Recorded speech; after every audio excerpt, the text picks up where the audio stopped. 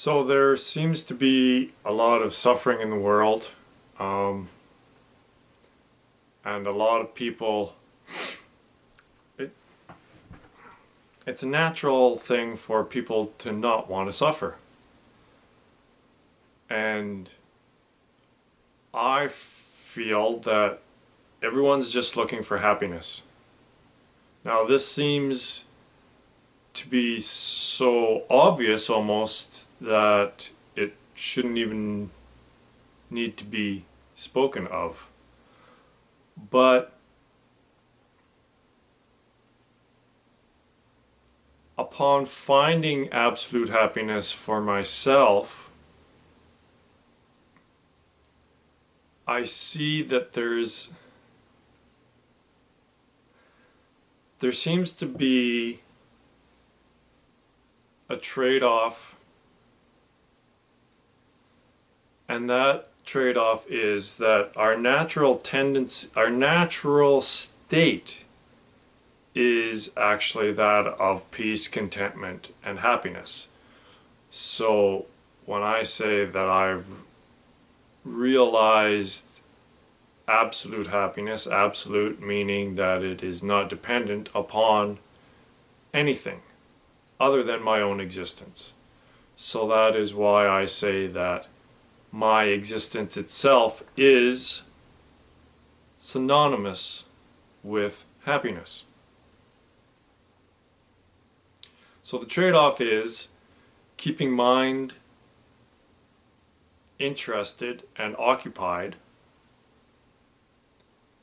We trade in our happiness for interest. So this world might be interesting,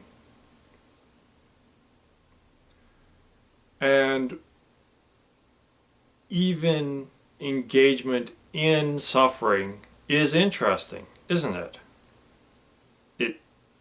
The ups and downs of this world itself is interesting, just like a movie is interesting. But are you really happy? Like, investigate this as objectively as you can and ask yourself, am I experiencing happiness while I'm watching a movie? Yes, there's interest, but am I happy? So what I'm saying is that the source of suffering, which is not being happy, is this interest in the world.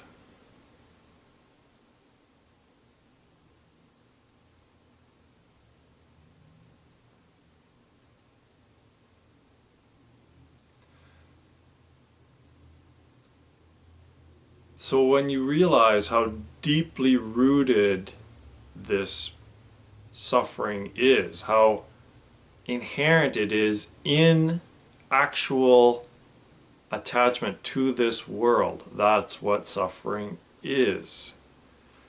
So when we look at everything that the thought process has tried to come up with in order to lessen suffering, everything that everyone has ever tried to do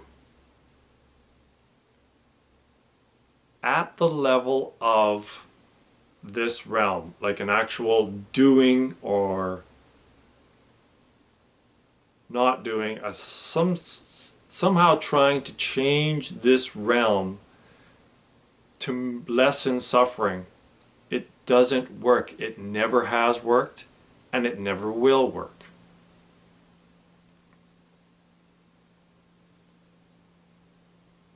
So Ramana Maharshi was silent for many years and basically ran away from home. If you want to talk about being engaged in the world, ran away from home at the age of 16 and sat in a little room on a piece of concrete in a temple until someone dragged him out.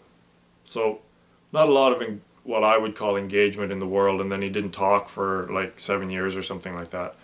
And his mom finally tracked him down, and his mom came, and he still wouldn't talk.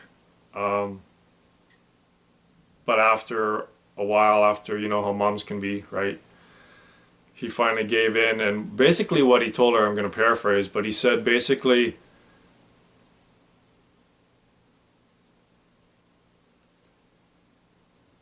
no matter how hard you try, what's going to happen is going to happen, regardless of how hard you try to make it not happen.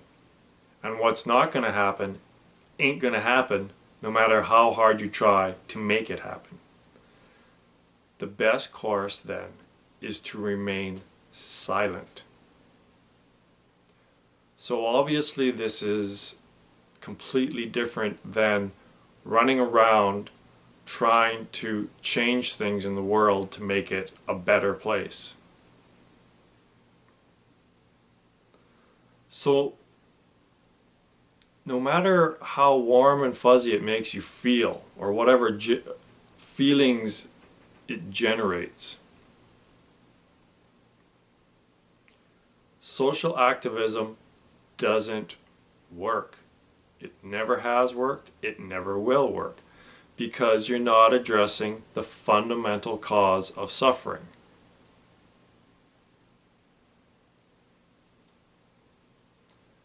So here's another take on it. If you yourself, now this requires an immense amount of objective investigation into your own life. But if you yourself are suffering, you still experience highs and lows, you're confused, you're depressed, you get anxious, you're looking at the internet and getting all stressed out about this stuff. If you experience suffering, then how on earth are you going to fix someone else's suffering? Right? It's exactly the blind leading the blind.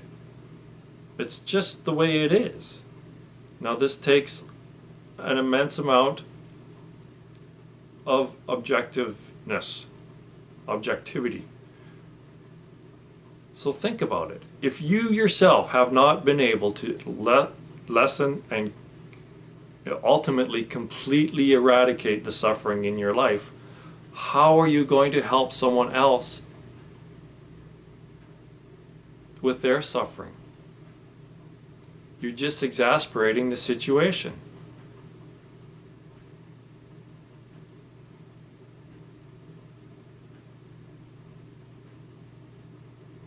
So this is another reason why Ramana Maharshi said the best way to help is to realize your own enlightenment. Because then you will see the fundamental cause of suffering, what it is, and you will have rooted it out. And then you can really help. Because otherwise it'll just be the same old, running around creating karma in your ignorance and thinking that you're helping.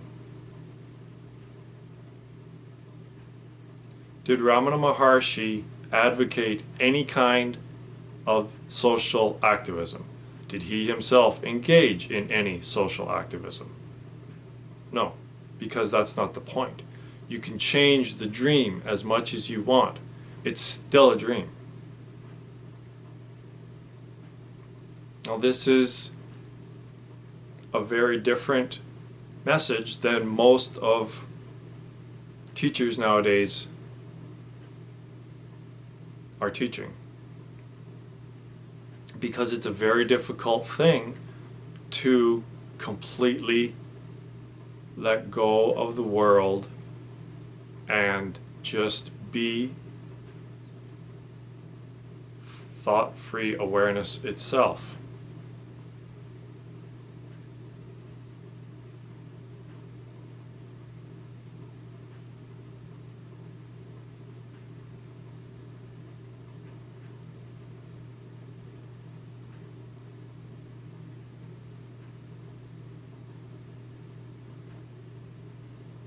This is a really important question, and I want you to investigate it. If you're not suffering, where is suffering in your world?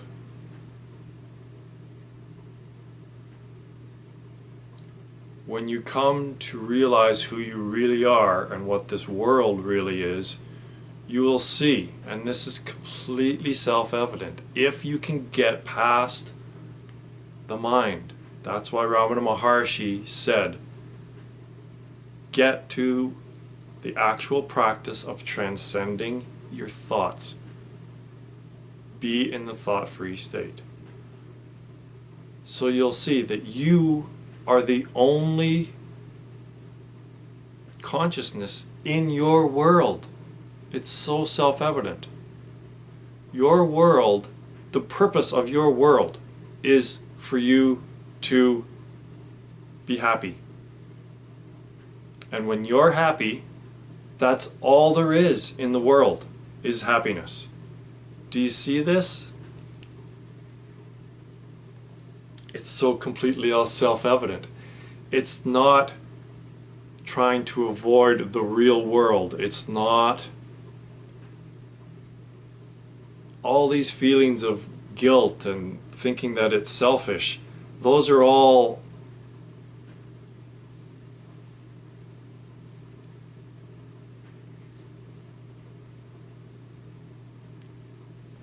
God just wants you to be happy. There's nothing wrong with being completely happy all the time. That's your natural state.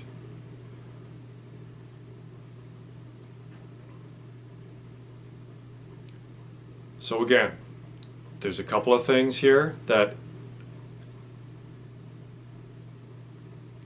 one, the purpose of your life is to find reality, and the result of finding that reality is the ending of samsara and suffering and just happiness. That's what it is. Nothing complicated. 2, as a result of this happiness, you and peace, you will be affecting the other consciousnesses around you. See, there's a collective human consciousness, and what affects the activity of the manifestation of all of this suffering has a deeper root, a deeper cause to it. So, your stillness affects human consciousness as a whole to a far more efficient degree than you going out and trying to do stuff. It's too late. Do you understand? There's nothing you can do on this level of physical doing something that's going to help at all. At all. Although it may appear and it makes you feel, all it really does is reinforce the illusion that this is real. So the more you engage in something, the more real it becomes, the harder it is to escape the unreality of that experience, and that's how we get deeper and deeper into the illusion. So the best way to help is to find your own enlightenment, and that stillness.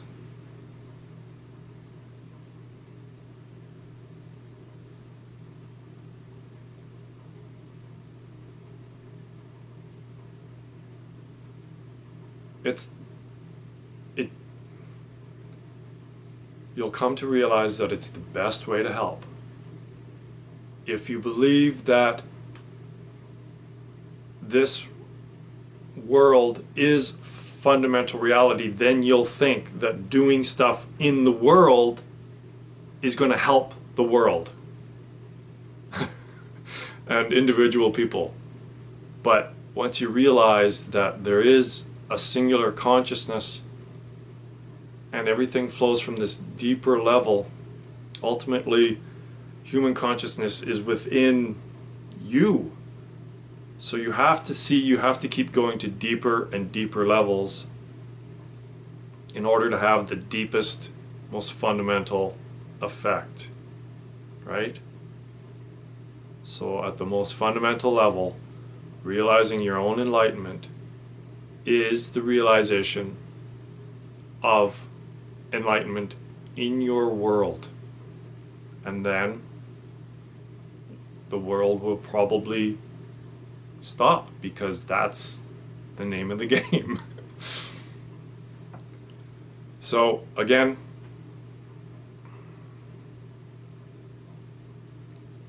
I have to keep coming back to Ramana Maharshi, because he realized all this. And these teachers who have kind of strayed from the fundamental teachings of Bhagavan, of one, getting to the thought-free state. It's imperative that he really stressed thought-free awareness. And two, the realization of what's real and what's not real. And those two are synonymous.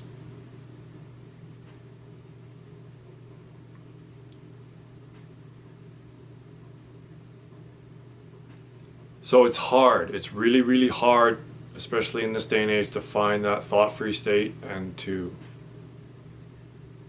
not be interested in what's going on, because that screen has so much information that seems to be interesting.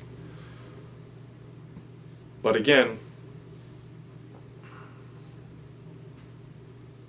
do you want to be happy or do you want to be interested? So the teaching that strays from that original, letting go of the world and finding the thought-free state, many people are drawn to that because it's easier.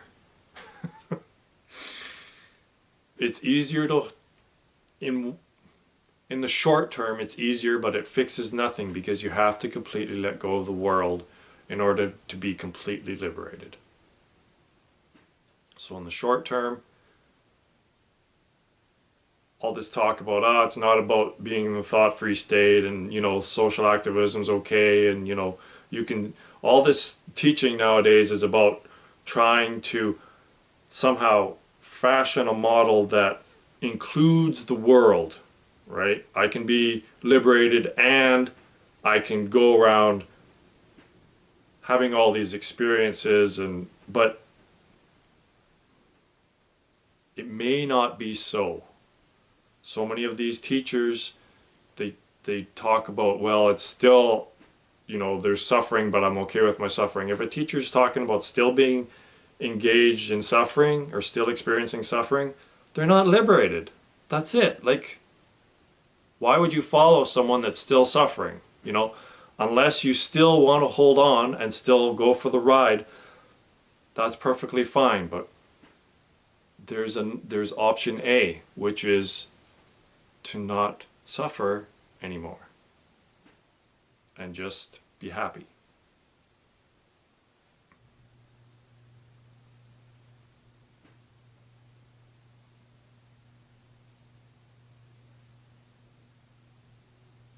I guess that's it.